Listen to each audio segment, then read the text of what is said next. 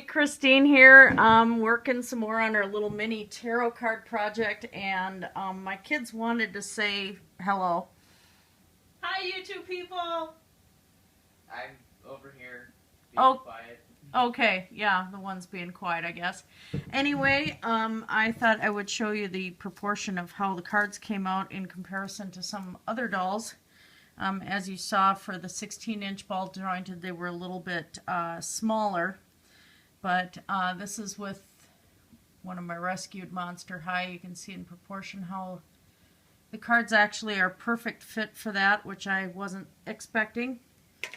With the brats, with the mini sluts, the cards work out okay, as you can see. Well, she kind of looks that way, although this is my favorite one. She's really actually cool. And then with the modern type Barbie, the one with the smaller cleavage, the fashionista one, you can see it's about the same size. So these actually work very well for this size doll, for the 16-inch ball jointed, or for American Girl. Of course, you're going to have to go larger.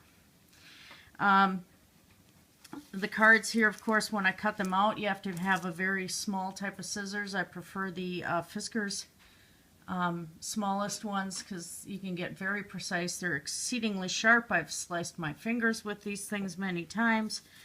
They cut through leather. They cut through a lot of stuff. I didn't do any glitter on the back like I said I was going to, because I didn't want the cards to be too thick.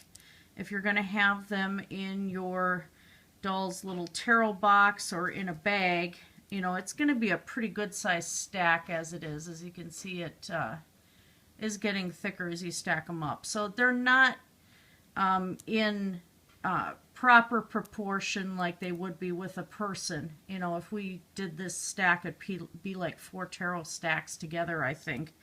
But that's okay.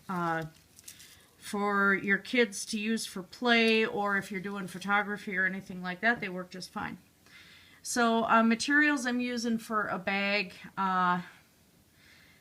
this will work out for that proper size doll.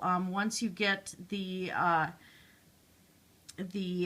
edges sewn and the bag inside out, or you know, the right way, so that the edges are hidden in the inside and your stitching's on the inside, the bag will be smaller.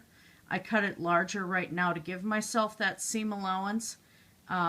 When you're sewing, you can fold over a seam allowance on the top if you want. I don't know if I will do that yet, because I plan on running a full amount of embroidery floss through to make it a drawstring bag. I won't be separating these embroidery threads out, so there'll be 6 threads to run through that. So I probably will have to do an edge. So the size of this material, don't be taken back by it for the size of your doll, because this will be smaller by the time you get done. So I have about 2 inches by 4 inches. I didn't measure it out. I just did a nice square cut. Make sure, and felt is easy to get. I mean, you get a nice big square of felt at Walmart for 25 cents. So you have cheap fabric to work with. You can do it to match the color of your cards. As you can see, I have the red background, so I did the red felt. Easy to sew, so if you're not experienced with sewing, it's fantastic. Other things you can do is go to like thrift stores, and they have craft supplies there. There's oftentimes a lot of felt available for extremely cheap. Also, you know, old stretchy obnoxious clothing. You want a stretchy fabric or felt for this size of figure, because you do not want to fight with something that's going to fray on you. It's a real pain in the butt. Silks will fray, knits will sometimes come apart. Some of the fancier fabrics like organza and things like that, while they look very pretty, when you're trying to sew in this size, it's going to be a big hassle. Things like buckskin and other soft leathers are also going to be difficult to sew in this size and have them look decent. So felt is pretty much your best bet, or an extremely thin, stretchy material like you would find on leggings or the 1980s workout, Olivia Newton-John, let's get physical type wear was all that stretchy, horrible fabric. But in this size, that works fantastic, and it's easy to sew. That's what you want to keep in mind. When you're done sewing your bag, there's all sorts of little embellishments you can get at places like Michael's Crafts. I don't know about Hobby Lobby. I haven't been there in like 20 years, and I have no intention of going back.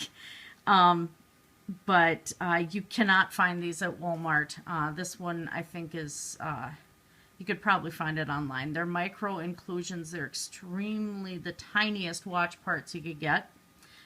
All you'd have to do is just glue these on once the bag is done. If you have a really thin needle, again, these are from Michael's. These are the bead gallery beads. They're kind of hard to find. These are really, really tiny skulls.